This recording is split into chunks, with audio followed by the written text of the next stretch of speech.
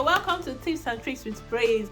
So today, don't be surprised, our table is very messy because I want to show you the essential tools you need as a fashion designer. Either you're a newbie or you are into this business and some things are just not complete in your workspace. So I'm going to show you the things I have that really make my job easy and faster. So just hang on with me while we go through them one by one.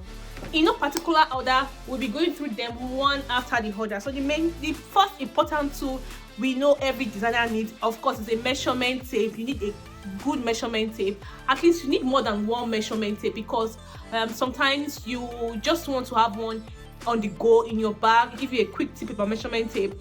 Make sure whenever you want to measure someone, the same tape you use to measure your client is what you are using to take their measurements on their fabric or your pattern paper. Just be very sure, because sometimes if you use a different tape, sometimes I think I'm beginning to understand that tapes are kind of different, and most times some of them you can find a very fake tape in the market. So just to be sure you're having accuracy, use the same measurement tape you use to measure on your client, on your fabric.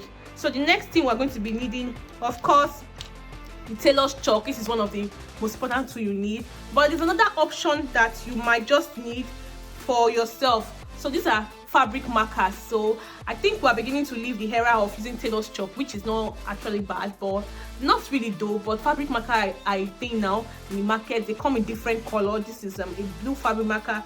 This is another fabric marker. We have a blue one as well. Don't worry, they don't really mark your fabric. It cleans off while you are working or while you are ironing and everything. So when you use it to cut your fabric, you mark on your fabric, you can easily wipe it off while you're ironing. You can see it showing on our piece of material like this. So the next thing we're needing are pairs of scissors. So you never have enough scissors as a fashion designer. You need lots of scissors, but however you should know how to distinguish your scissors for different uses. So I have different scissors a lot, but I just pick two because this I use a lot for my fabric and this I use for my paper, because I'm a pattern maker, so I work with lots of paper and fabric. So I just use this for paper scissors pattern. So you should not mix them up. Don't use your paper scissors for your fabric.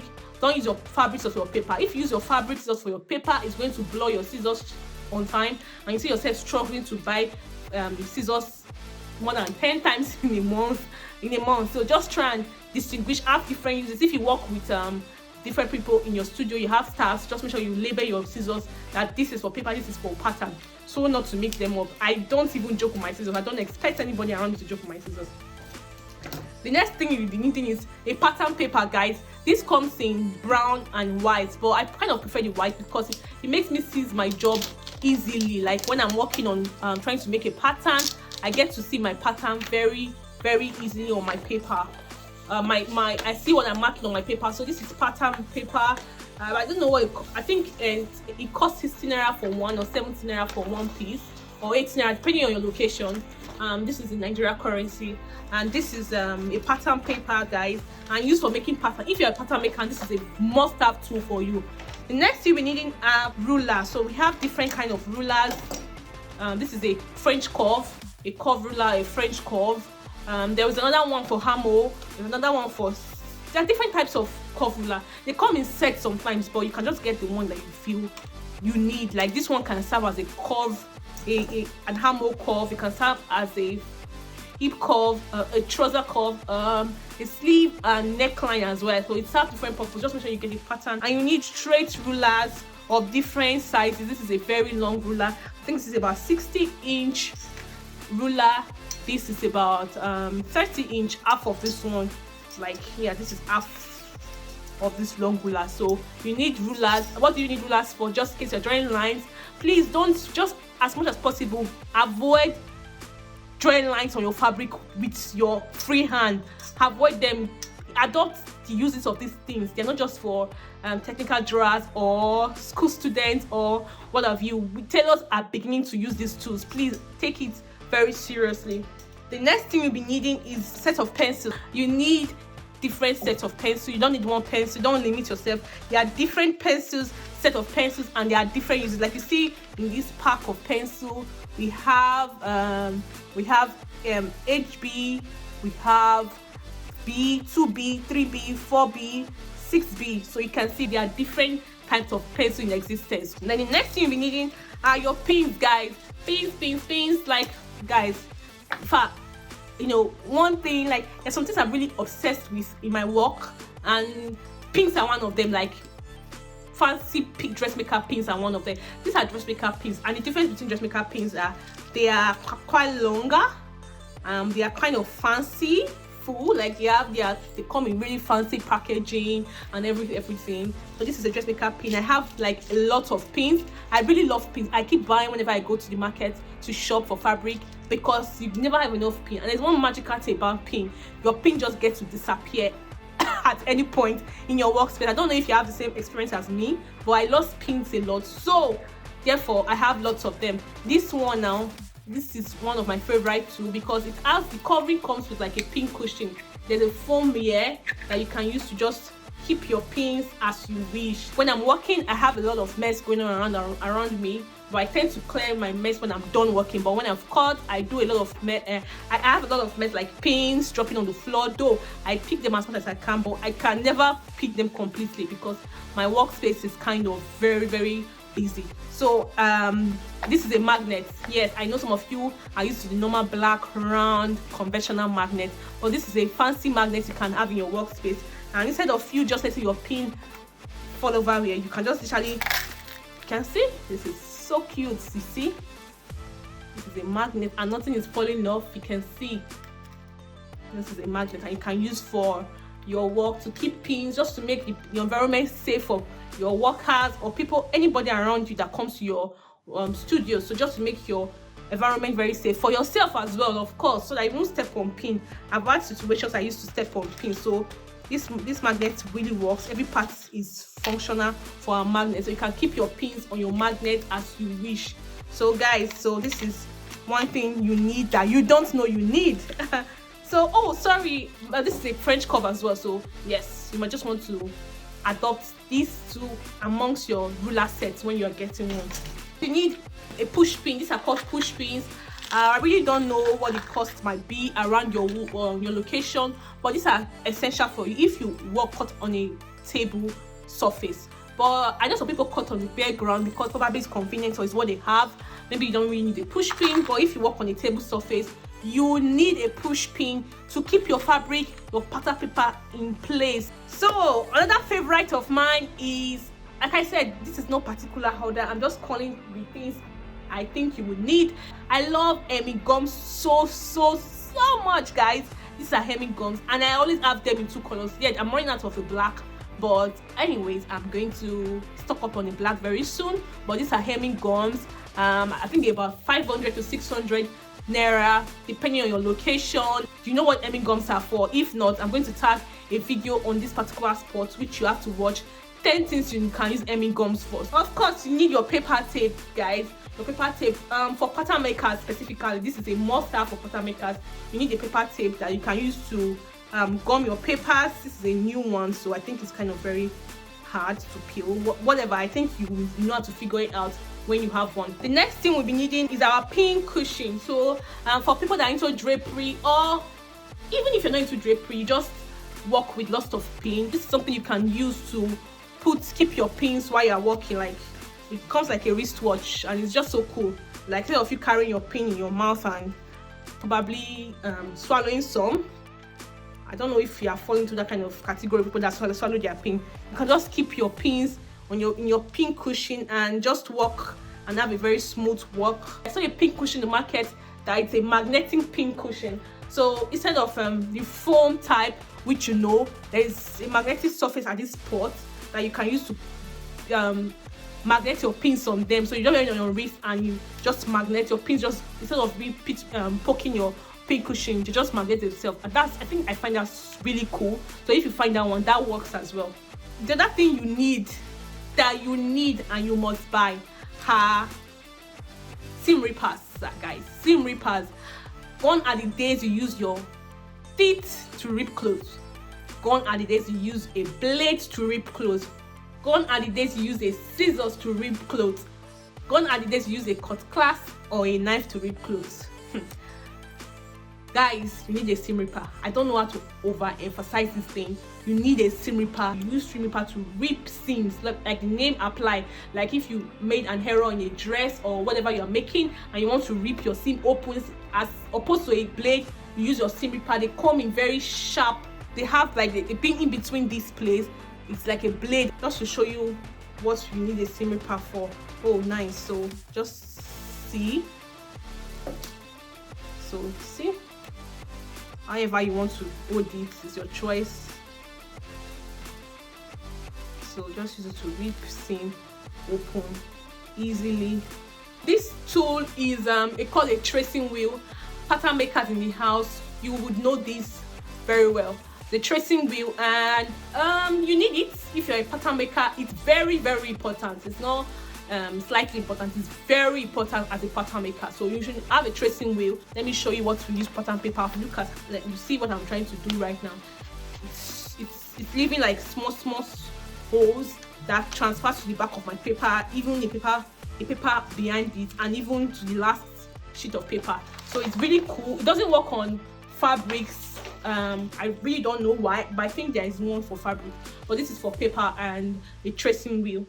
Next thing you'll be needing is your snipper, guys. So this is your snipper, and this comes with tabletop machines, butterfly machines, that's the blackhead machines.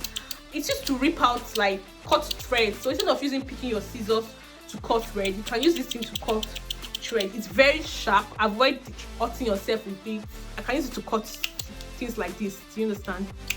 Beads of clothes. To cut beads like this. Instead of using your scissors, it's more convenient to use your snipper. You can use it for thread as well. It's so strong that it can literally rip off a cloth, but I think this is too thick for it to rip off. So just use it to, it's just for little work in your workspace, nothing much. So just use it to rip out threads like this, but don't use it to lose your seam. No. It's like when you're working, you're finishing your work and you want to just snip out thread. Instead of picking your scissors, this is what you need. And I think this is about 500 naira. I got it for 500 naira in my currency. This I got it for 1,000 naira in my currency. The next thing you'll be needing is, you need small scissors too. You can use small scissors in your space. Everything is not just big scissors and all that. You need these small scissors for, cutting out small places your big scissors cannot work in. Like maybe you want to cut out a pattern, a lace pattern that you feel, maybe a very tiny edge of lace pattern. You just need the scissors to just trace out, just make your work very easy. Never run out of machine needles, guys. I have lots of them, like I keep buying. Never run out of machine needles. I have a lot of machine needles that I use in my workspace, but make sure you never run out of machine needles. I don't know, these are not I'm not trying to tell you to buy a particular needle, but whatever machines you are using, make sure you stock up on needles for it, so that when you run out of needles, you have something to fall back to. Next thing you need to stock up on is your needle, your sewing needle, not machine needle now. So hand needle, like your hand needle, they come in different sizes, just for hand work. Like maybe you're tacking a button, you're tacking tacking hook and high, a skirt hook, trouser hook. You need your machine needle, your hand needle, and I think these are very, very affordable and quite cheap. So it's something you can really stock up on. And you can stock up on buttons as well. I really love stocking up on buttons because I do a lot of tacking and maybe loops and hair and all that. So I just want to have something that you just want something that you always fall back to, like whenever you're working. You want to have different options of what you need. I stock up on a lot of buttons, and these are just things you could just stock up on. You just need buttons. And these are really cool combinations. What do you think? Stock up on stays. Like, guys, you need stay, and you don't just need just one stay. You need different kind of stays.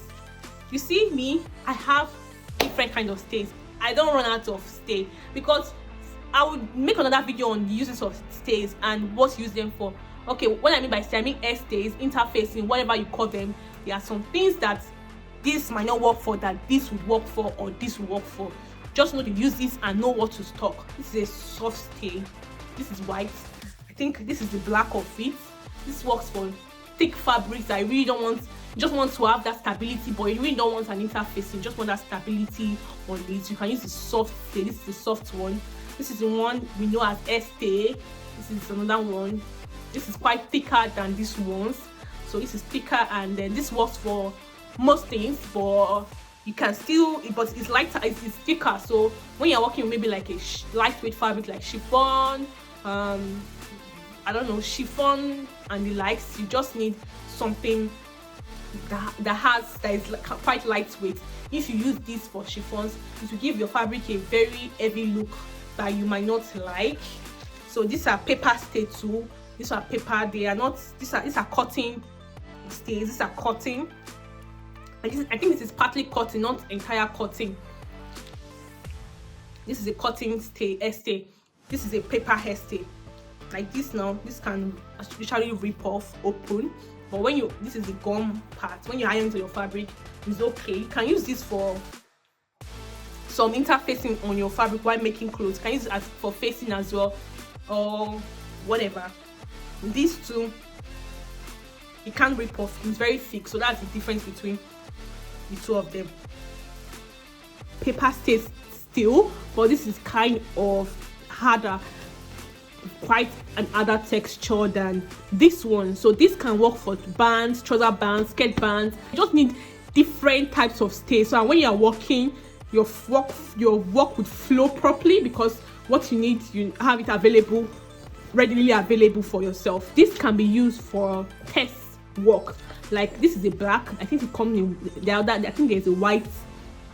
The common one is the white one, but I got this in the market today, and this can be used for test work. So if you want to make something for your client and you are quite confused on what to do, but you want to do a little bit of test or something, so instead of you going to buy a full fabric, this is a cheaper option of what you can get. Just get to the market and you can make a sample piece for yourself, just to be sure you know what you're doing before you just go ahead and cut. Sometimes you don't really want to mess up your client's work or give yourself a very bad reputation, so you can just go ahead and use this to do a test work. So you need it in your workspace. You need lots of it, lots and lots of it. You need a mathematical set, guys, a complete one, but you know everybody needs this. If you're a pattern maker, if you are a pattern maker, basically, if you're an illustrator, you don't really need a math set, except you want to use like a pencil and the eraser inside, but that's it. But if you're a pattern maker, you need a complete math set, but this is one of the tools you need as a pattern maker. So this video is serving both pattern makers and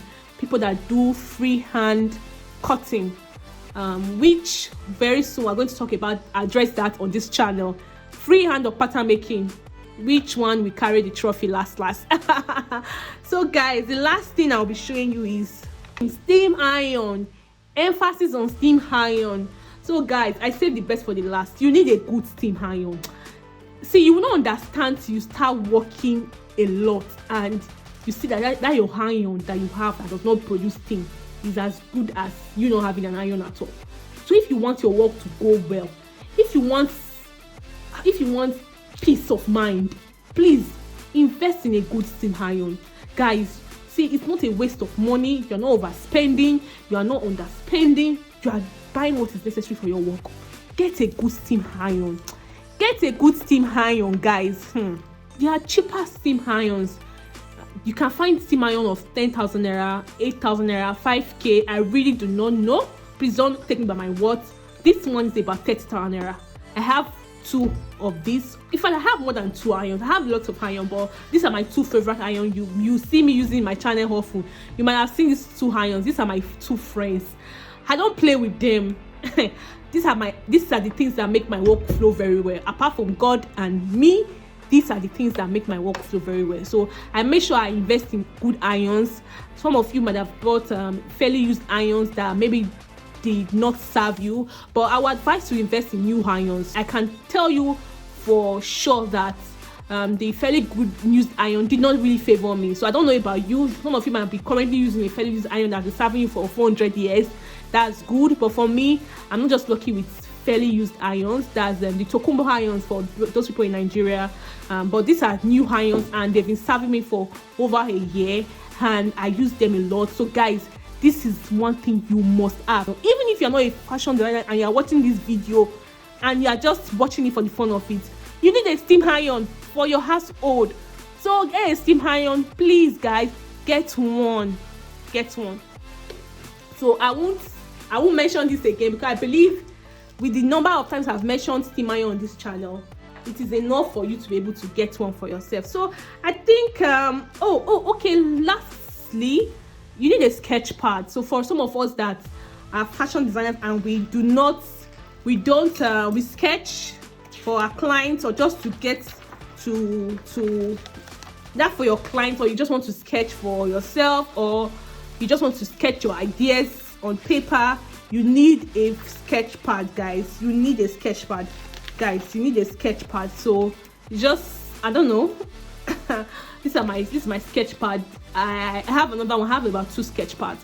So you need a sketch pad if you are a fashion designer and you are an illustrator and you sketch on anything you lay your hands on. No, enough of that. Put your ideas in one place so that as you progress, you can make reference to what you have done in the past. So guys, I hope you enjoyed my talk today. I know we've been talking for quite a while and I've kept you engaged.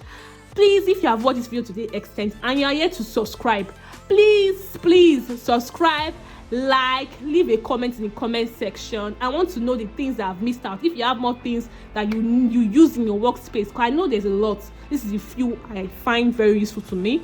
But if that you have more that you feel I should get, or you feel some other person might need here, please make mention. If you have any questions, please leave your questions in the comment section. Thanks for watching. Bye.